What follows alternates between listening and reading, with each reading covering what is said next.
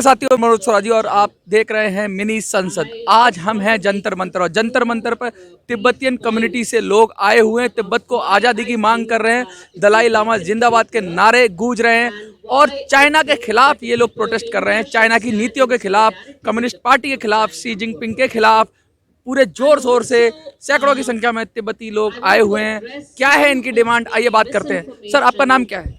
मेरा नाम है तेंजिन थुइंदेन। मैं टिबेटन यूथ कांग्रेस का मेंबर हूँ। तो क्या एग्जाइल गवर्नमेंट के भी पार्ट हैं आप, जो एग्जाइल गवर्नमेंट इंडिया में है?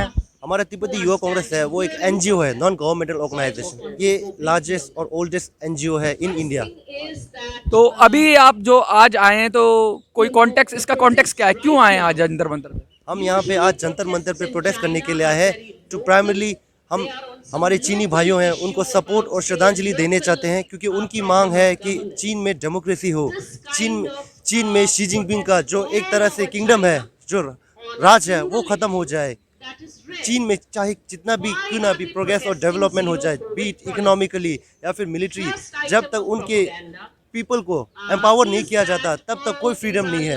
तो हम यहाँ पे श्रद्धांजलि देने के लिए और सपोर्ट करने के लिए आए चीनी भाई। आपका कहने का मतलब है कि डेमोक्रेसी या विकास से मतलब ये है कि लोगों का विकास, जीवन इच्छा स्तर अच्छा होना चाहिए, ना कि सेनाएं और सरकारों का विकास, जैसा कि चाइना में हो रहा है। बड़ा बड़ा डेवलपमेंट का दिखा रहे हैं, बड़ी बड़ी कंपनियां बिल्डिंग्स बना रहे हैं, डैम्स बना रहे हैं, लेकिन लोगों को आज़ादी नहीं है।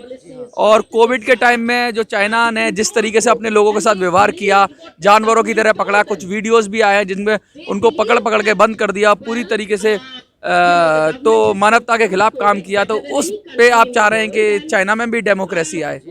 तो ये तो एक काफ़ी इंटरनेशनल मामला बन जाता है, मानवाधिकार का मामला बन जाता है। तो ऐसा अगर आप कहेंगे तो क्या दो देशों के संबंधों पे असर पड़ेगा? दो देशों के संबंध के बारे में तो नहीं पता। जब देश बनता है देश की वासियों से, और वासियों की मांग है कि देश में डेमोक्रेसी हो, देश में शी जिनपिंग का राज खत्म हो। मतलब चाइना के लोग अब डेमोक्रेसी की डिमांड करने लगे हैं?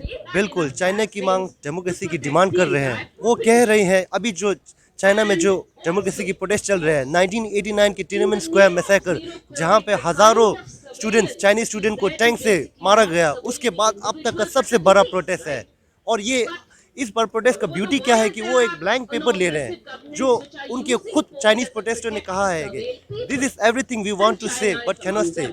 ये सब कुछ है जो हम कहना चाहते हैं पर कह नहीं पाते। क्यों? क्योंकि चाइना में फ्रीडम ऑफ स्पीच नहीं है, फ्रीडम ऑफ एक्सप्रेशन नहीं है, बहुत ज़्यादा ऑनलाइन सेंसरशिप होता है। अभी रिसेंटली पता गया है चाइना में, जैसे मेट्रो में हर किसी बंदे का मोबाइल चेक किया जा रहा है। जिस किसी पे भी प्रोटेस्ट हो रहा है, प्रोटेस्ट का वीडियो हो, फोटो हो, उसे डिलीट किया जा रहा है।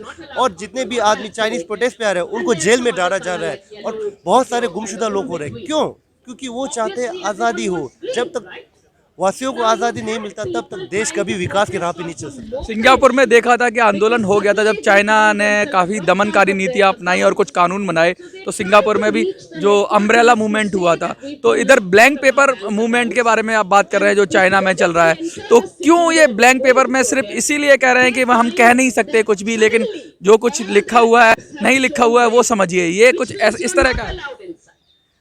जैसे हम अभी भारत में देख लीजिए, हमें यहाँ पे डेमोक्रेसी है। अब अगर आप देश के सरकार की कुछ पॉलिसी नीतियों से आप संबंध नहीं कर सकते हैं तो आप मांग कर सकते हैं। चीन में गवर्नमेंट के खिलाफ कुछ कहना अलाउड ही नहीं है। Freedom of expression, protest, online sense सब कुछ चल रहा है। तो ये एक तरह से उनकी मांग है, उनकी आवाज़ है। वो कह रहे हैं देश में बदलाव चाहिए। और अभी जो चीन में जो आंदोलन हो रहा है वो सिर्फ चीन में ही नहीं, देश में हर दुनिया में जहाँ कहीं भी चीनी की स्टूडेंट्स है, यूनिवर्सिटीज़ में पढ़ते हैं, वो सारा आंदोलन का सपोर्ट कर रहे हैं। जिस तरह हांगकांग में अम्ब्रेला मूवमेंट हुआ था, ये भी ब्लैंक पेपर मूवमेंट ही नहीं, हम तो मानते हैं ये एक रेवोल्यूशन है शी जिनपिंग की राज को ख़त्म करने के लिए और चीन में डेमोक्रेसी लाने के लिए। The name of the movement is blank paper movement. Blank, why? Because they want to say everything without saying anything, so that they go with the legal steps of China. We believe this is a revolution, not just a movement. This will spark a revolution for democratic reform and an end to Xi Jinping's tyranny. It's an international movement. बिल्कुल sir जी, ये एक international movement है। पहले जो चीन में था वो तिब्बत से स्टार्ट हुआ, हार्श कोविड लॉकडाउन की वजह ये बढ़ के चीन में चला गया। जैसे तेंजिन हमारे राइटर ने कहा था, चंगदू, शंघाई, किमची सारे में। इसके बाद इंटरनेशनल अभी जहाँ कहीं भी चीनी की यूनिवर्सिटी स्टूडेंट्स हैं वो सारे ब्लैंक पेपर मूवमेंट के सपोर्ट कर हैं। क्या संदेश देना चाहेंगे भारत सरकार को? और भारत सरकार को यही संदेश देना चाहेंगे, चीन को विश्वास ना करे। चीनी हमारे दोस्त नहीं है। चीन सिर्फ अपने बारे में सोचता है और हमारी स्पेशली मांग इंडियन गवर्नमेंट से यही है कि इंडिया चाइना बॉर्डर था ही नहीं, इंडिया तिब्बत बॉर्डर है।